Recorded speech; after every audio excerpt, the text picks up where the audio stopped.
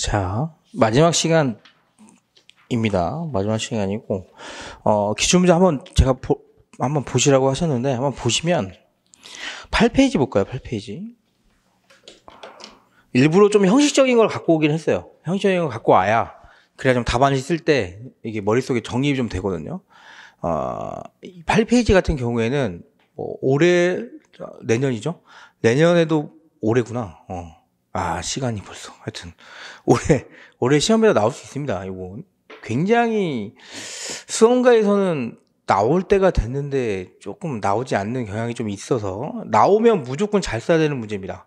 아까 1번도 그렇고요. 이거 2번도 그렇고요. 1번 작년에 나왔다고 해서 제낀다? 통상이금은 언제든지 나올 수 있어요. 통상이금은. 그래서 2번 보시면 요거예요. 한번 설명드렸던 것 같은데 간단하게 설명드리면 문제 보세요. 8페이지 맨 밑에 문제. A회사 갑에 대한 정금 명령은 정당한가? 요건 뭐예요? 변호사 시험 기출이고요. 우리 시험 문제는 아직 안 나왔습니다. 나올만 한데 안 나와서 언젠간 나올 확률이 굉장히 높은 문제. 그래서 8페이지 보시면 밑에 전근 명령이라고 했는데 쭉 보니까 얘 어디 보내는 것 같아. 근데 우리 노동법에서는 전직밖에 없어요. 전직 아니면 전적인데 뭐 전직하고 전적하고 차이는 딱 하나인데 전적은 뭐냐면 적을 바꾸는 겁니다. 회사를 바꾸는 거예요. 근데 우리 개별적 근로관계에서는 뭐라고 해요? 사내 계열사로의 이동, 요걸 전적이라고 해요. 나중에 제가 이제 뭐 수업할 때 요거 자세한 개념을 좀 설명드리고, 지금은 전직이 나왔는데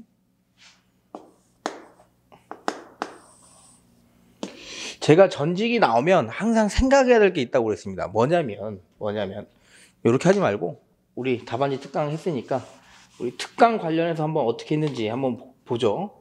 전직이 문제가 나왔다. 문제의 소재. 그리고 법규정 쓸 거고.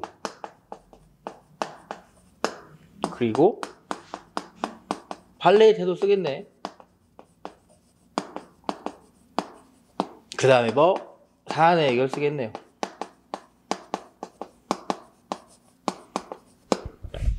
실제 해보자고요. 그냥 문제만 보고 한번 써보자고요. 실제 되는지. 그게 제일 중요하니까. 실제 되려고 쓰는 거니까. 보시면 문제 볼까요?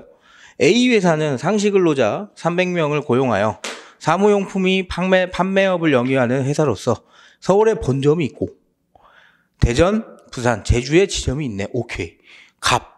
갑은 A회사 서울 본점의 영업부 과장으로 근무하고 있다. 그럼 주인공 나왔네. 그럼 들어가래 하나 발견됐어요. A회사. 그리고 누구? 근로자.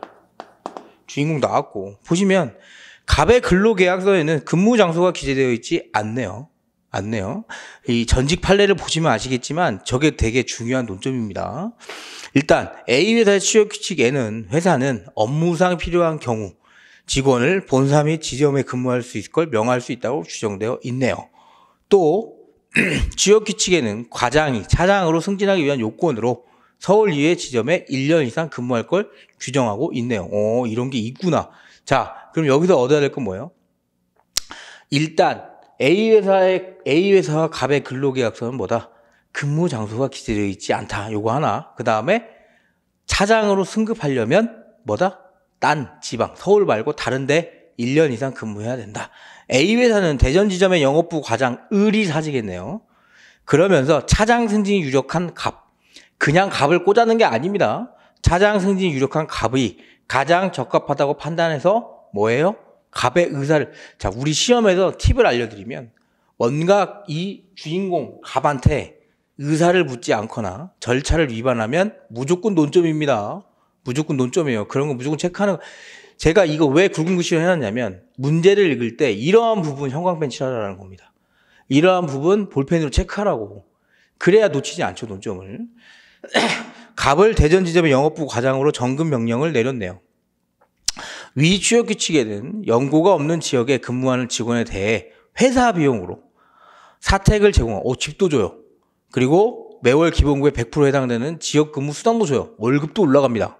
추가하여 지급한다고 규정하고 있고, 그러나 갑이 나는 서울에서만 살았고 대전에 연고가 전혀 없다. 그리고 뭐다? 사진동호회 정기 모임이 매월 첫째 주 일요일인데 서울에서 열리는데 내가 동호회 회장이기 때문에 빠질 수 없다. 뭐예요? 내가 갈 수 없는 이유를 말하고 있습니다. 근로자 입장에서. 근데 느낌이 어때요? 좀 약해. 많이. 그죠? 그러면 하소연하면서 대전 지점에 부임하지 않고 뭐예요? 1개월 동안 출근 거부한 겁니다. 변호사 시험에서는 어떻게 나왔냐면 저 1개월 출근 거부한 걸 가지고 뒤에 뭐 했어요? 징계예고했습니다. 징계. 그것까지 나왔는데 우리 시험 문제는 어쨌든 제가 전직만 갖고 온 거예요. 위에 것만. 보시면 자, 오케이. 그러면 지금 뭐가 문제가 된 거예요? 이게 문제가 된 거구나. 전급 명령. 근데 뭐다? 회사가 바뀌었습니까? 회사는 안 바뀌었습니다. A 회사 그대로죠. 어디만 바뀐 거예요? 장소가 바뀌었네요. 근무 장소 변경. 어디로? 지방으로. 그걸 뭐라고 하냐면 공부를 해보시면 아시겠지만 이걸 전직이라고 합니다. 전직. 회사 내의 인사 이동을 말합니다. 회사 내의 인사 이동. 그러면 전직이다. 원칙적으로는 근로자 누구랑 계약을 한 거고요? 회사랑 계약했고요. 회사의 전 지점도 어쨌든 회사 겁니다. 그러면 회사가 원칙적으로는 근로자 인사명령 할 수 있어요. 근데 그걸 권리 남용해서 하면 안 되기 때문에 문제가 되는 겁니다. 이런 경우에요. 내가 서울에서만 근무하기로 했어요. 강남에서만 근무하기로 하고요. 나는 강남에서만 살고요. 나는 홀어머니를 모시고 장애가 있어서 다른 지역에 가지 못합니다. 그래서 강남 지역으로 근무하기로 하고 계약서에도 그렇게 명시가 되어 있습니다. 근데 갑자기 얘를 강원도 고성으로 보내버리면 어떻게 돼요? 안 되겠죠. 왜? 계약서에도 명시가 되어 있고 나는 강남에서 근무하기로 되어 있는데 갑자기 예정에도 없던 강원도 고성으로 인사명령한다? 왜? 회사가 내 맘, 인사권, 내가 회사 대표 내 맘이야. 보내면 계약 위반이잖아. 근로계약 위반. 그래서 우리 문제에 뭐가 있어요, 지금? 두 번째 문단, 첫 번째 줄에 근무 장소가 기재되어 있지 않은 겁니다. 근무 장소가 기재되어 있으면 어떻게 돼요? 못 옮기는 겁니다. 못 옮겨요. 못 옮겨. 나는 강남에서 일하기로 하고 입사한 거니까. 그죠? 옮기면 옮길 수가 없는 거죠. 전직입니다. 근데 공부해보시면 아시겠지만 이런 거 마음대로 못한다. 어디에 있어요? 우리 법규죠? 근로기준법 23조 1항에 있어요. 정당한 이유 없이 인사명령 못한다고. 그러면 세 개 다 나왔네. 그래서 그럼 이렇게 쓰면 되겠네요. 그냥 합쳐서 써보자고요. A 회사가 갑 근로자에게 근무 장소를 대전으로 옮기려고 하는 전근 명령을 하려고 하는데 이른바 전직이라고 보이고 전직은 근로기준법 23조 1항에 정당한 이유가 있어야 하는데 해당 조항만으로는 뭐예요?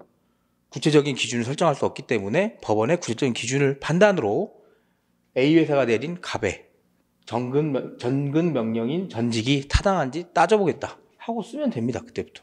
어렵지 않죠? 주인공 잡아놓으면 쓰는 거 어렵지 않다고요.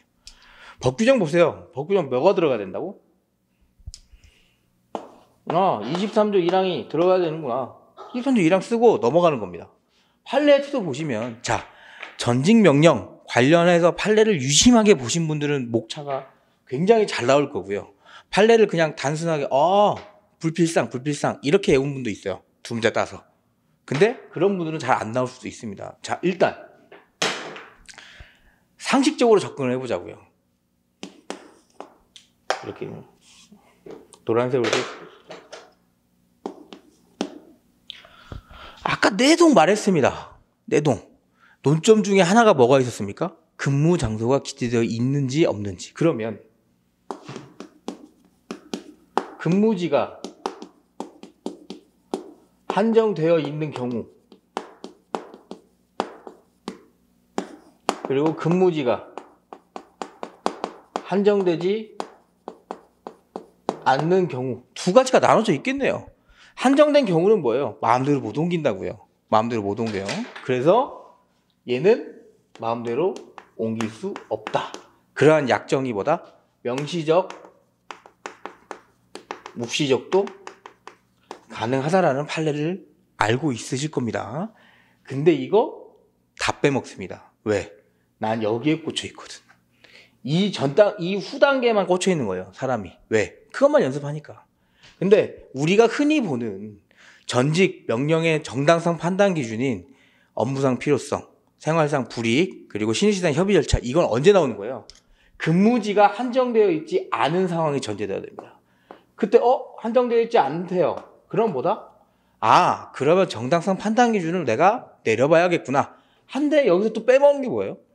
왜 정당성 판단 기준을 할 수 있는 거예요? 원래 인사권 마음대로 사용자 거잖아요. 근데 그게 권리남용 해당되거나 법 규정 위반되면 안 되니까 정당성 판단하는 겁니다. 안 되니까. 그래서 뭐다? 꼭 나와줘야 될 거 뭐예요?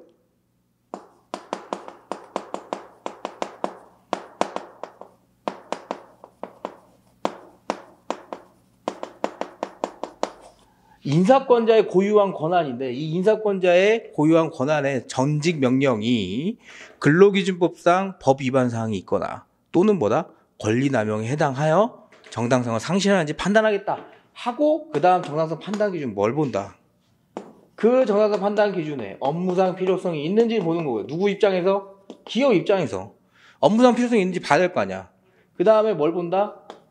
근로자의 생활상 불이익을 본다.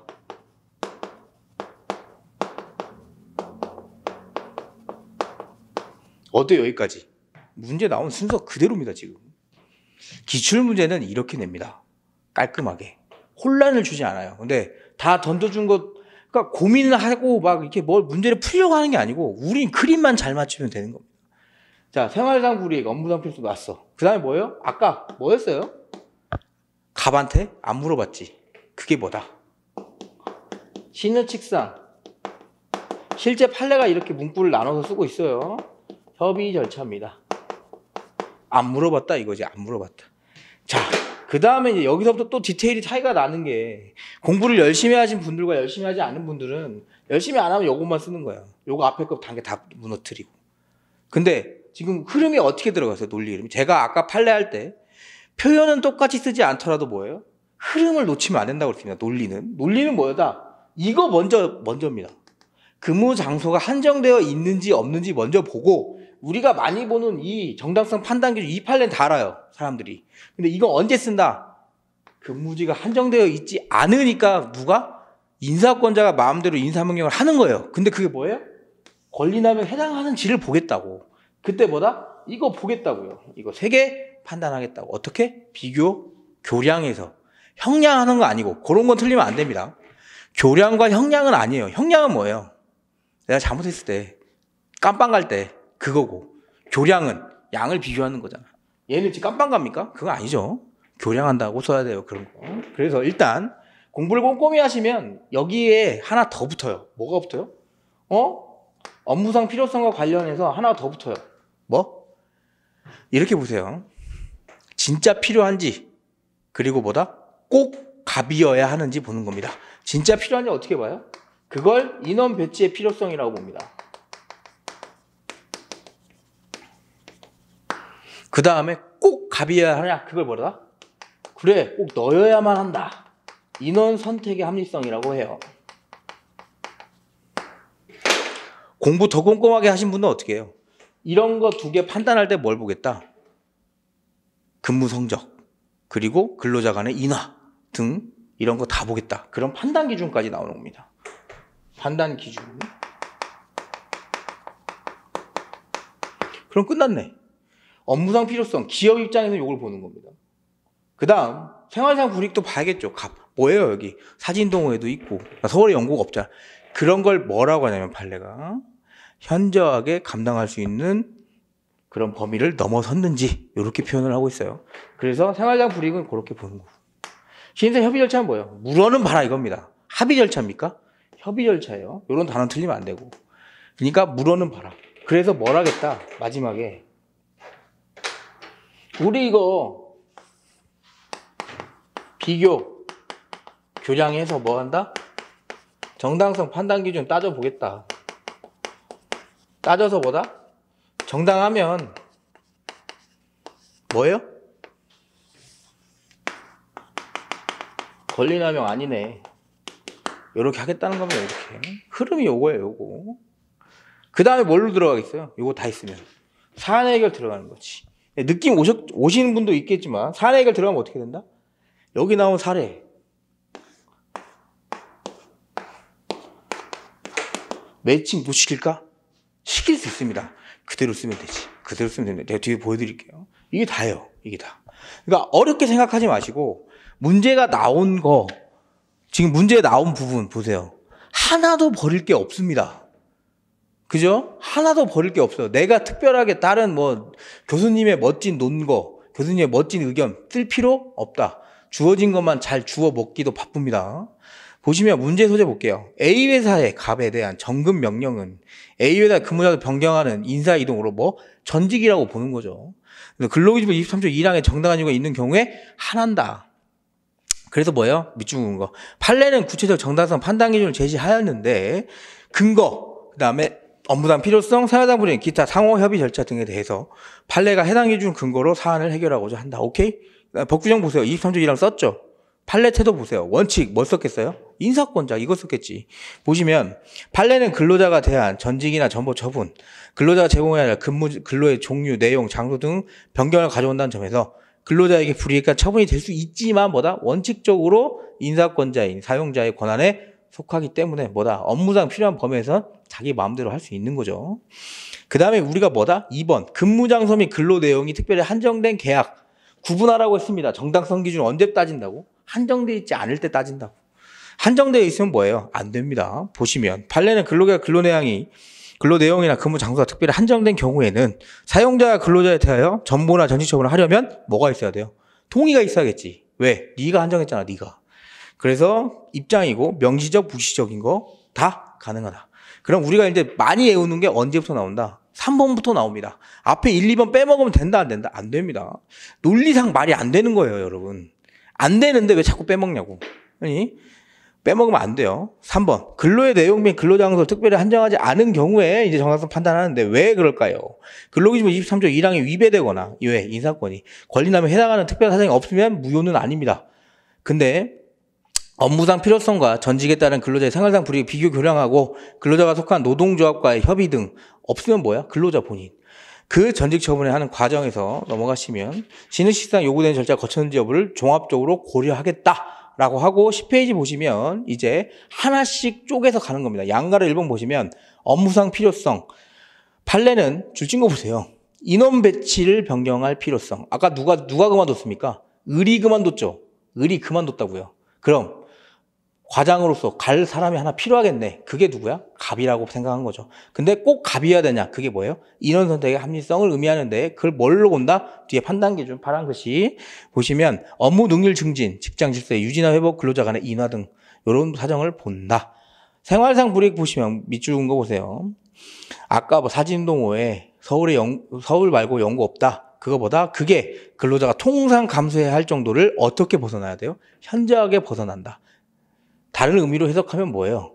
안 해주겠다 이겁니다. 인정 안 해주겠다. 신입사원 요구되는 절차. 물어보는 거 오케이. 근데 뭐예요? 밑줄 긋은 거 보세요. 그러한 절차 거치지 아니하였다는 사정만으로 보다 권리남에 해당한다고 볼 수 없다. 왜? 아니요. 물어보는 거 누구 거다? 사용자 거잖아. 사용자 거. 근데 안 물어봤다고 해서 이게 다 해당되는데 다시 협의 절차 안 거쳤다고 해서 무효라고 하면 효율성이 너무 떨어지잖아. 막말로 이렇게 실무상 요거예요. 안 물어본 거 가지고 무효화시켜서 다시 서울에서 인사발령 취소한다. 서울에 있어라. 이렇게 하고 회사가 어떻게 할까요? 그러면 나머지 다 인정됐으면 업무상 필요성이나 생활상 불이익 비교했더니 가는 게 맞아. 회사 다시 물어보면 되잖아. 그죠? 그러니까 당연히 시간만 뒤로 지체될 뿐입니다. 그래서 이거는 있으나 마나한 거지. 근데 뭐다? 써줘야죠. 왜? 판례가 명시를 하고 있으니까 쓰는 겁니다. 입증 책임 보세요. 누가 입증하겠어요? 사용자가 입증하겠죠. 왜? 상대방이 이거 권리남용이다. 근로기준법 23조 위반이다. 주장하니까 뭐다? 내가 입증해야지 뭐. 위반 아니라는 걸. 절차상 제한 보시면 판례는 별도 취업규칙의 단체별 인사 절차 규정을 하고 있지 않는 한 절차 거치지 않았다는 사유만으로 전제명령 부여할 수 없다. 왜? 원래 인사권자가 누구다요? 사용자니까 그래요. 사안 해결 볼게요. 사안 해결. 문제를 그대로 긁고 오면 됩니다. 근무장소가 한정되어 있는지 여부. 갑의 근로계약서에는 근무장소가 기재되어 있지 않고 A회사 취업규칙에는 회사는 업무상 필요한 경우 직원을 본사 및 지점에 근무할 것을 명할 수 있다고 규정되어 있네. 근무장소 한정되어 있지 않아. A회사 인사상 재량으로 갑의 대전 지정 정근 명령 시 동의를 필수적으로 요하지 않는다. 오케이? 문재인은 긁고 와서 뭐만 바꿨습니까? 뒤에 표현만 바꾼 겁니다. 표현만. 그리고 답만 내려준 거죠. 정급 명령 시 동의를 필수적으로 요하지 않는다. 왜? 장소가 기재되어 있지 않으니까. 그 다음에 업무상 필요성 보는 겁니다. 정당성 판단이 좀 가야 되니까. A회사 갑에 대한 정급 명령이 권리남에 해당하는지 문제 되는데, 필요성과 관련해서 인원 배치 필요성과 인원의 합리성은 갑은 양가로 1번 보세요. 대전지점 영업부 과장이 의리 사직해서 공석입니다. 그럼 뭐다? 대전지점에 공석이 있으니까 뭐예요? 인원 배치 필요성은 생겼고, 근데 그게 꼭 갑이어야 되니? 취업규칙의 과장에서 차장으로 승진하기 위한 요건이 뭐예요? 다른 지방에 가서 1년 있으라며. 그 다음에 차장 승진이 유력하네 얘가. 그럼 뭐야? 얘 보내도 되는 거죠. 그러니까 인원 선택 합리성도 있다. 생활상 불이익 볼까요? 양가로 1번 보세요. 갑. 불이익. 갑은 자신이 서울에서만 살았고 사진동호회 한대. 근데 그거 가지고 뭐예요? 생활상 불이익 크다고 하나. 해당 사유만으로 A회사 정급명령에 권리남에 해당하기는 어렵겠지. 왜? 통상 감수해야 될 현저히 벗어난 것으로 볼 수는 없잖아. 이 정도 가지고. 그 양가로 2번 보세요. A회사 대상 조치. 이거 빼먹으시면 안 됩니다. 문제도 줬잖아요. 대상 조치. 왜? 생활상 불이익 감경시키려고. 유리한 것도 있다는 겁니다. 연고가 없는 지역에 근무하는 직원에 대해서 뭐? 집 주고 매월 기본급의 100% 지역 근무 수당도 주면 뭐예요? 갑. 서울에만 연고 있다는 거 보상 되겠네. 그리고 사진동호회 보상 되겠네. 이거 하고 KTX 타고 갔다 오면 되지. 그죠? 협의 절차. 협의 절차는 권리남 여부를 효력권은 아니지만 뭐예요? 어쨌든 여기 동의도 안 받고 협의도 안 했잖아요. 그러니까 A회사 정급 명령에 정당성 영향을 미칠 수 없다. 협의 절차 거치지 않았다고. 그래서 어떻게 된다? 우리 물음은 뭐라고 했습니까? A회사의 갑에 대한 정급 명령이 정당한가 했으니까 뭐예요? 전직이라고 쓰지 말고 A회사 갑에 대한 정급 명령은 뭐예요? 정당하다. 이렇게 답변하는 겁니다. 어렵지 않죠? 어렵지 않아요. 요거 그 정도 보시고 넘어가시면 마지막인데 요거 이제 집단법이에요. 집단법.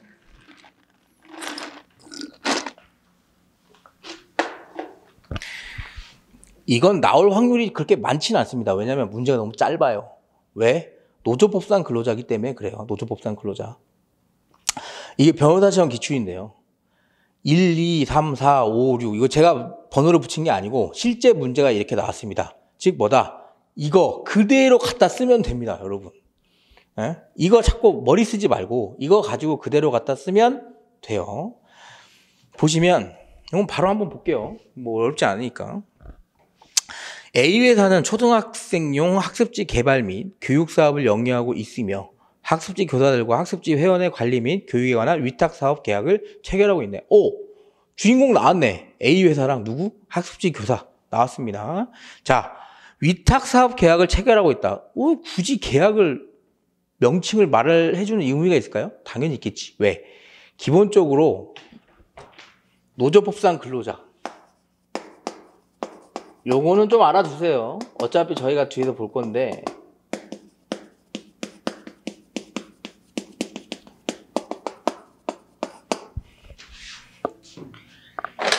과거에 2004년 이전에는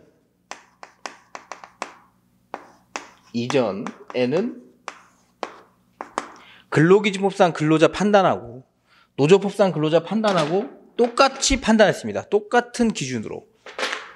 얘가 해당이 되면 얘가 해당이 된다. 이렇게 갔어요. 과거에는. 근데 우리 가만히 생각해보면 취지가 좀 다르죠. 근로기준법상 근로자는 뭐예요? 왜 근로기준법 보호 받으려고 하는 겁니다. 가산수당 이런 거 말고 우리 방금 봤잖아요. 전직명령. 전직명령 원래 누구 거다? 사용자 건데 왜 그 근로자 갑이 주장할 수 있어요? 왜 주장할 수 있고 법원이 판단을 해줘? 근로기준법 23조 1항에서 보호하고 있으니까 그렇습니다. 근로기준법상 근로자가 아니면 판단할 필요가 없죠. 그러니까 근로기준법 보호를 받으려고 근로기준법상 하는 거고. 노조법상 근로자 판단은 뭐예요?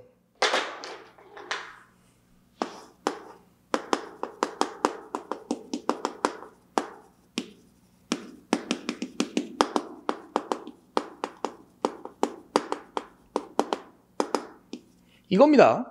헌법상 노동상권 상유 주체를 판단하려고 하는 거예요. 무슨 말이냐? 헌법 33조에 보시면 단결권 그리고 단체 교섭권, 단체 행동권을 보호하고 있습니다.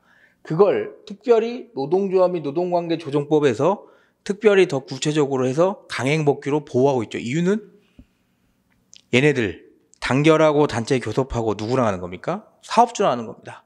한 명일 때보다 두 명이 좋고요. 두 명일 때보다 100명이 좋고 교섭하고 협약해서 누가 효력을 받는 거예요? 조합원들, 근로자들이 효력 받는다고. 즉 그걸 보호를 해줘야 얘네들 노동조합에서 서로 협약 자체가 이루어지고 사용자하고 원만한 합의하에 노동 분쟁 발생하지 않고 이렇게 돌아간다는 구조하에 만들어진 겁니다. 헌법상 기본권을 향유하기 위해 만들어진 거니까 노조법상 근로자랑 근로기준법상 근로자랑 판단 근거가 똑같으면 될까요? 안 된다고. 안 된다고. 그래서 왜? 취지가 다르잖아요, 지금. 2004년 이후에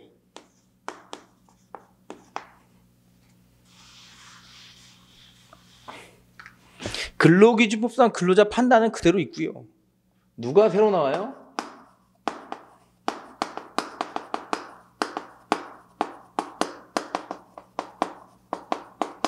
노조법상 근로자 판단 기준이 새로 나옵니다. 아예. 센스가 있으신 분은 눈치를 채셨겠지만 근로기준법상 근로자에 해당되면 이렇게 할게요. 근기 다 씁시다.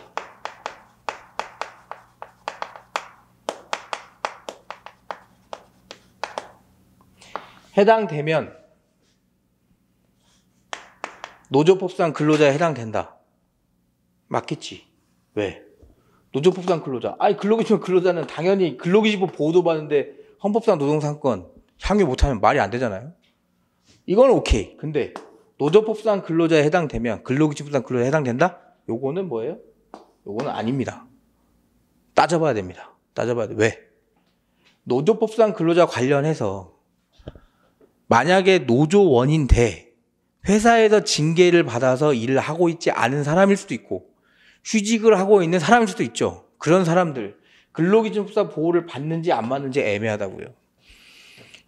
연차 같은 거 내가 일 안 했어 얘네들. 근데 나와서 일한 애보다 연차를 더 보호해줄 필요는 없잖아요. 그죠? 근데 노조법상 내가 단지 휴직을 당했다고 해서 내가 파업을 못 한다거나 아니면 단체 교섭할 때 총회 의결 투표수가 제한된다거나 이러면 안 되겠죠. 그러니까 판단 기준을 달리한답니다. 그래서 노조법상 근로자 판단 기준이 얘보다 좀 넓습니다. 누구보다? 근로기준법상 근로자보다. 근데 판단 기준이 비슷합니다. 그러니까 용어를 잘 바꿔서 쓰시면 커버가 되는 문제긴 합니다. 근데 제가 이 문제를 가져온 건 A급이라 가져온 게 아니고 우리가 이렇게 문제가 나오니까 사안 해결에 잘 버무려 써보자는 겁니다. 너무 이건 그냥 갖다 베껴 쓰기만 하면 돼요. 판례 태도만 잘 알고 있으면. 볼게요. 동그라미 1번 보세요. 심지어 문제까지 동그라미 1번, 2번, 3번 줬잖아. 근데 이거 떠먹여 주는 것도 못 먹으면 안 돼요. A회사는 위탁사업 수행의 대가로 학습지 교사에게 수수료 지급했네. 학습지 교사가 계약상 의무를 이행하려면 겸업을 하는 건 사실상 어려웠다. 자, 위탁사업 계약을 체결했어요. 위탁사업은 뭐냐면 우리 이런 말씀 들어보셨나? 프리랜서라 개념이 더 강합니다. 개인사업자. 즉 내 마음대로 옮겨 다녀야 돼. 근데 지금 형식은 위탁사업을 체결해놓고 1번 보니까 뭐예요? 딴 데 못 가네. 딴 데 못 가네. 2번도 볼까요? 보수 등 계약 주요의 내용을 누가 정해요? 일방적으로 회사가 정했어. 그건 뭐야? 개인사업자라며. 학습지 교사가 의결권이 아예 없는 거예요. 지금 동그라미 한번 보세요. 학습지 교사가 제공한 노무는 A회사에 센스가 있으면 문제에서 노무로 나왔죠.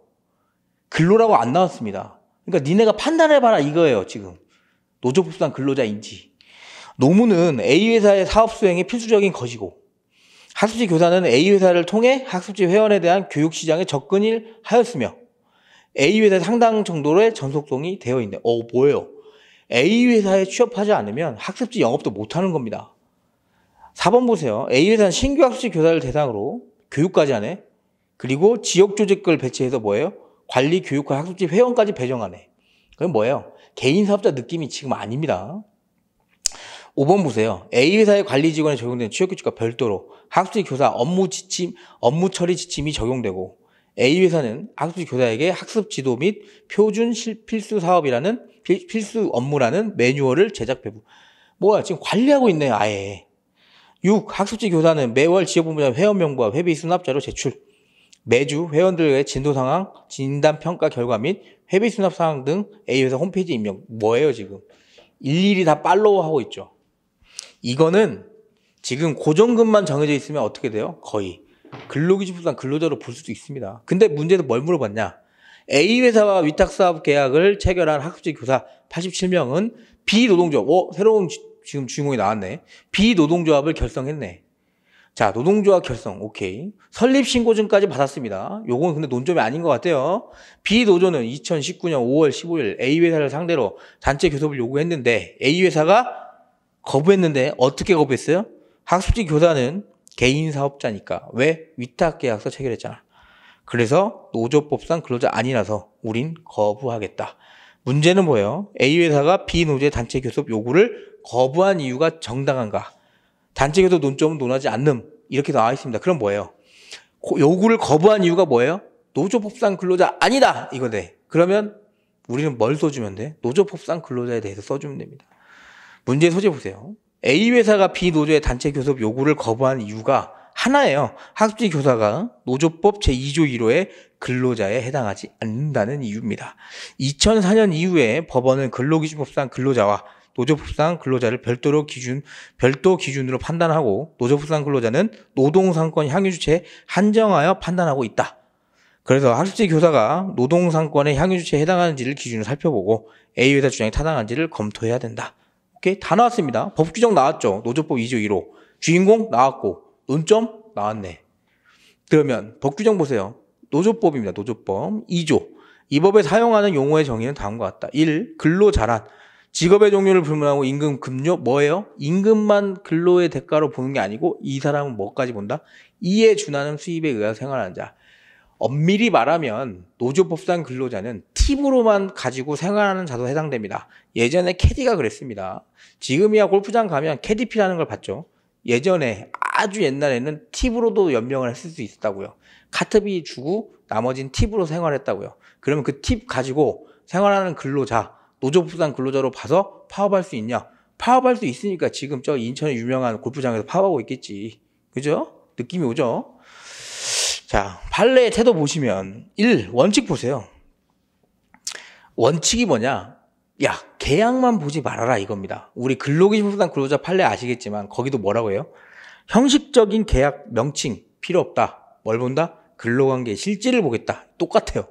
판례는 노조법상 근로자는 타인과 사용종속 관계하에 노무를 종사하고 그 대가로 임금 등입니다. 등. 이런 거 빼먹으면 안 돼. 왜?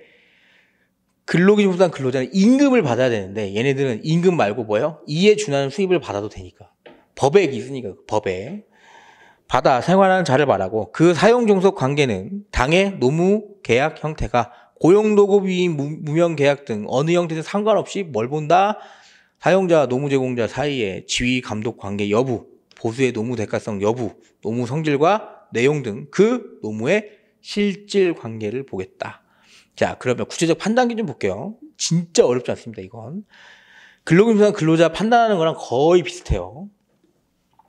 판례는 노조법상 근로자는 타인과의 사용종속 관계 하에서 노무에 종사하고 대가로 임금, 기타 수입을 받아 생활하는 자를 말한다. 구체적으로 노조법상 근로자에 해당하는지는 노무 제공자와 소득이 특정 사업주에 주로 의존하고 있는지. 어때요, 여기 지금?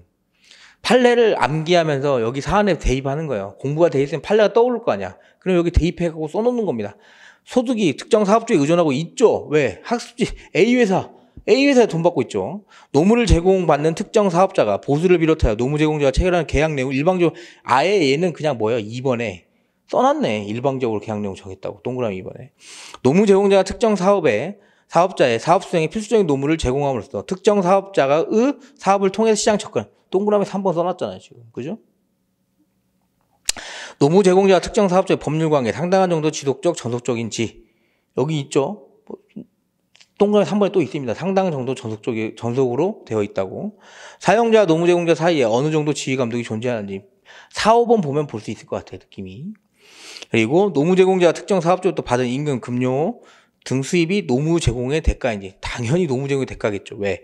6번 보세요. 본인들이 회비 수납해가지고 올리고 그리고 1번 보세요. 수수료 받잖아. 수수료 받고 있죠.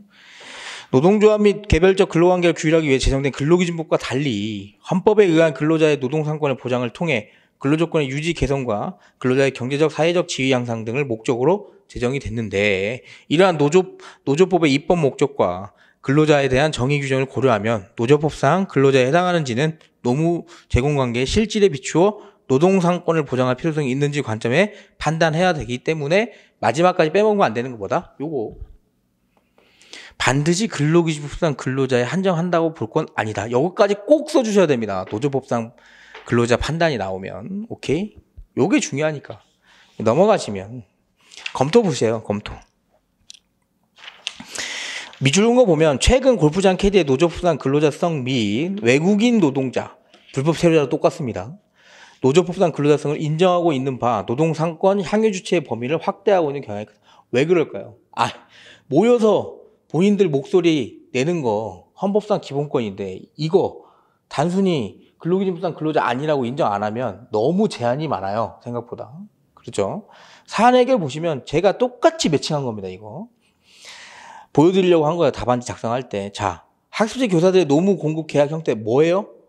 미주근거 위탁사업 체결했고 나왔죠. 맨 위에. 형식적으로 개인 사업자 간의 계약의 형태를 취하고 있어. 그 계약에 따라 학습지 교사에 제공하는 노무 제공의 실질이 중요하겠네. 판례 원칙하고 엮은 겁니다. 2번. 노무 제공자의 소득이 특정 사업 쪽에 주로 의존하고 있는지. 2번 갖다 쓴 거잖아, 지금. A회사는 위탁사업 수행의 대가로 학습지 교사 스스로 지급했고 겸업하는 것은 사실상 어려웠다는 사정을 감안하면 소득이 주로 의존하고 있네요. 1번이에요, 1번. 동그라미 1번 갖다 쓴 거고요. 3번. 노무 제공자와 사업자의 계약이 일방적인, 이게 2번이죠. 동그라미 2번이에요. 계약서의 내용에 따라 정해진 사실을 확인할 수 있고.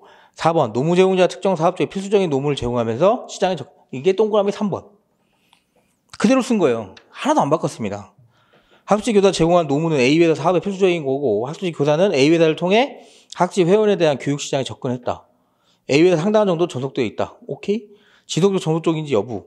이것도 동그라미 4, 5번 갖고 쓴 거예요. A회사는 신규 학습지 교사를 대상으로 교육시키고 지역 조직에 배치해서 관리 교육할 학습지 회원까지 배정했으면 여기에 계속 일을 하는 거잖아요. 지금.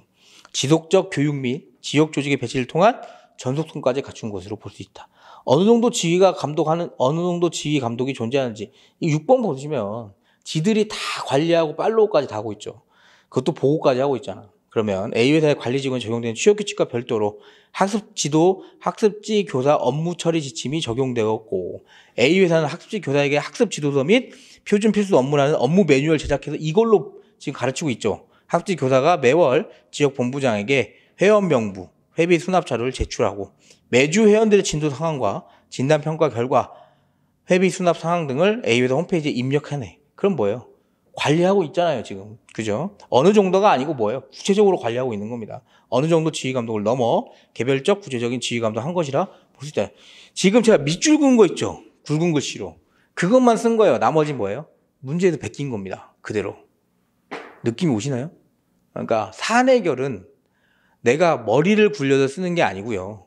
내가 암기했던 판례, 내가 그걸로 판단할 거잖아. 판단할 걸 어디서 가져오는 거예요? 문제에서. 전직도 그렇고, 요것도 그렇고, 우리가 갖고 온 세 문제, 최근 3개년 기출이거든요, 이게. 그 세 문제 중에 어긋난 게 있나요, 지금? 내가 새로운 논리를 펼칠 게 있어? 없어요. 극단적으로 말하면 출제위원들은 여러분들한테 엄청난 걸 요구하지 않습니다. 그냥 우리 완전 바보로 알아요. 그러니까 뭐예요? 주어진 것만 잘 떠먹으면 됩니다. 제가 아까 첫 시간에 해드렸던 답안지 작성 팁, 지금 이거 다 보고 다시 보시잖아요. 그럼 당연한 얘기 한 거 아니야? 근데 왜 여기 앞에 서가지고 강사가 이런 특강을 하고 있을까? 생각을 해보세요. 저는 수강생 분들의 답안지를 받아보잖아요.